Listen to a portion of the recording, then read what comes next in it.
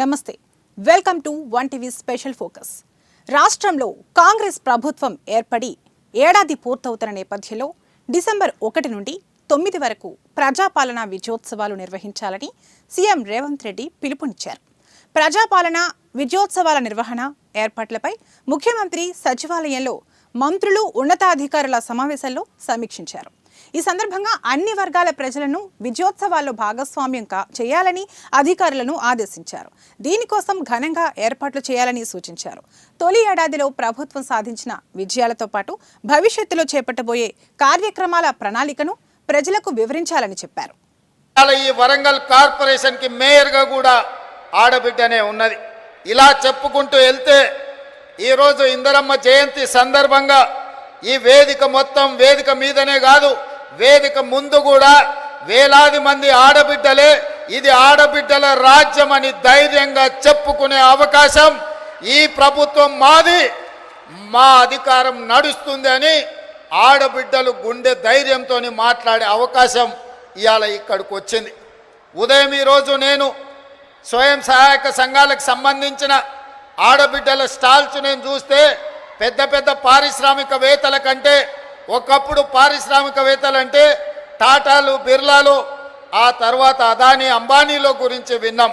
కానీ ఈనాడు మన కళ్ళ ముందు ఆ స్టాల్స్ చూసినప్పుడు ఇవాళ మా ఉప ముఖ్యమంత్రి బట్టి విక్రమార్క గారు సోలార్ పవర్ ప్రాజెక్టులు ఇవ్వాలని, 1 కోటి మంది మహిళల్ని కోటీశ్వరులను చెయ్యాలన్న ఆలోచన చెబుతుంటే టాటా, బిర్లాలనే కాదు అదానీ, అంబానీలను తలదన్నే వ్యాపారవేత్తలుగా మా ఆడబిడ్డల్ని ఇందిరమ్మ రాజ్యంలో తయారు చేసి కార్పొరేట్ కంపెనీలకు సవాలు విసిరి ఈరోజు సౌర విద్యుత్ ప్రాజెక్టులు ఆడబిడ్డలకు ఇవ్వడానికి ఇవాళ మన ప్రభుత్వం నిర్ణయం తీసుకున్నది.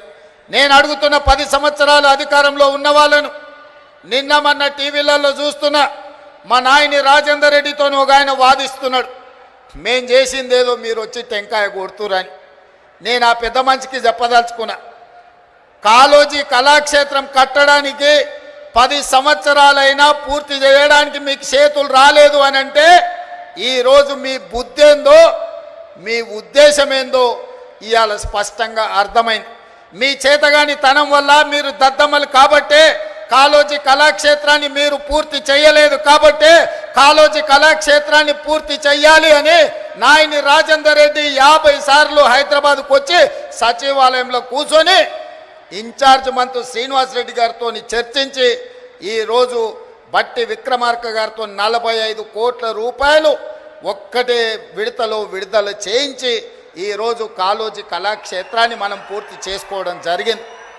ఇవాళ నేను గుర్తు చేసుకోదలుచుకున్నా, తెలంగాణ పోరాటానికి, తెలంగాణ పౌరుషానికి మారు పేరు, తెలంగాణ కోసం 4 దిశలా తెలంగాణ వాదాన్ని భావవ్యాప్తి చేయడానికి కాళోజీ ఎంతో కృషి చేసిండు. కాళోజీని గుర్తించని ప్రపంచమే లేదు. కాళోజీ కవిత్వం చదవని వాడు అసలు కవేగాడు, అతడికి చదివే రాదు అనుకునే విధంగా కాళోజీ ఒక బలమైన ప్రభావం మన మీద చూపించింది. అలాంటి కాళోజీ కళాక్షేత్రాన్ని 10 సంవత్సరాలైనా ఆనాటి ప్రభుత్వంలో ఉన్న పెద్దలు పూర్తి చేయకపోతే వచ్చిన తర్వాత నా బాధ్యతగా భావించి ఏ కాళోజీ స్ఫూర్తిగా ఇదే. ఈ నెల 30వ తేదీన మహబూబ్ నగర్లో రైతులకు అవగాహన కల్పించి రీతిలో రైతు సదస్సుకు అవసరమైన ఏర్పాట్లు చేయాలని చెప్పారు. డిసెంబర్ 4వ తేదీన పెద్దపల్లి జిల్లాలో నిరుద్యోగ యువతతో విజయోత్సవ సభ జరపాలన్నారు. ఆ వేదికగా గ్రూప్ 4తో పాటు వివిధ రిక్రూట్మెంట్ల ద్వారా ఎంపికైన 9,000 మందికి నియామక పత్రాలు అందించాలని చెప్పారు.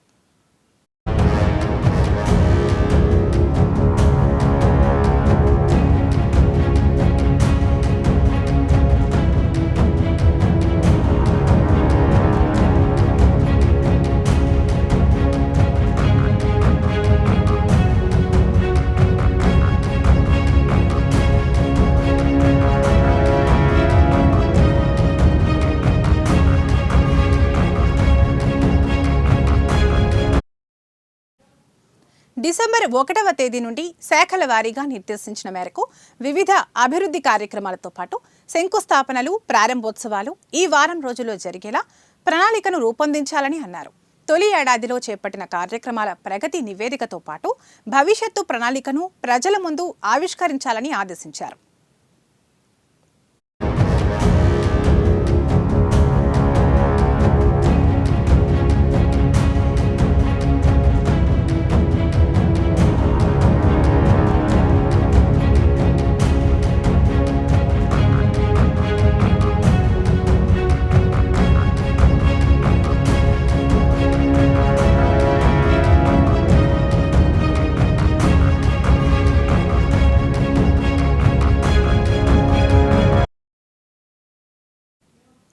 డిసెంబర్ 7, 8, 9 తేదీల్లో రాష్ట్రమంతటా పండుగ వాతావరణం వెల్లివిరిసేలా ఉత్సవాలు నిర్వహించాలన్నారు. సచివాలయ పరిసరాల్లో ఎగ్జిబిషన్ లాంటి వాతావరణం ఉండేలా వివిధ స్టాళ్లను ఏర్పాటు చేయాలని చెప్పారు. 3 రోజుల పాటు తెలంగాణ సంస్కృతి, కళారూపాలు ఉట్టిపడే కార్యక్రమాలతో పాటు మ్యూజికల్ షోలు, ఎయిర్ షో, కన్నుల పండుగలా ఉండే డ్రోన్ షోలను నిర్వహించాలని సూచించారు.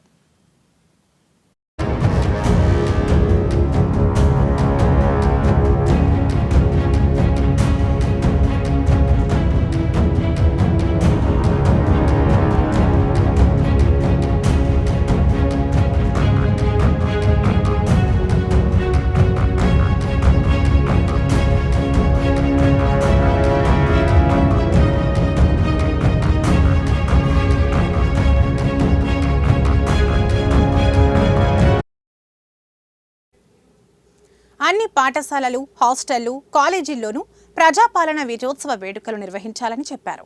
గ్రామ స్థాయి నుంచి రాష్ట్ర స్థాయి వరకు ఉత్సవ వాతావరణం ఉట్టిపడాలని చెప్పారు.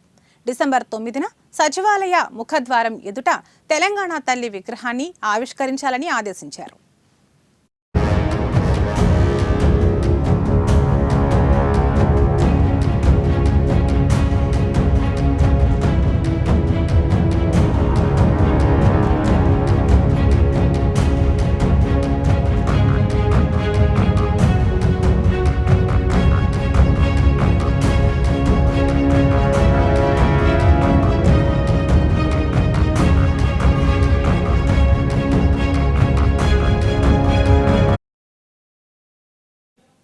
ఈ వేడుకలకు తెలంగాణ ఉద్యమకారులు, మేధావులు, విద్యావంతులను, వివిధ రంగాల్లో ప్రతిభ సాధించిన వారందరినీ ఆహ్వానించాలని చెప్పారు.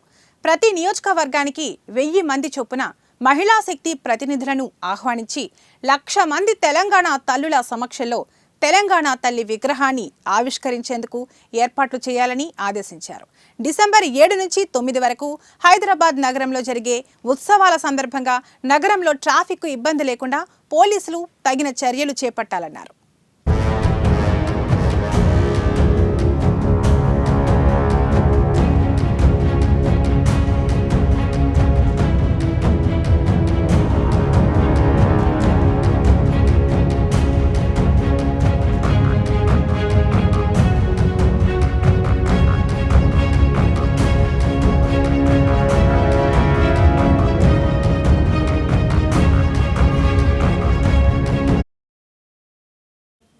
ఇది ఇవాల్టి స్పెషల్ ఫోకస్. మరొక ఇంట్రెస్టింగ్ టాపిక్తో మళ్ళీ కలుద్దాం. నమస్తే.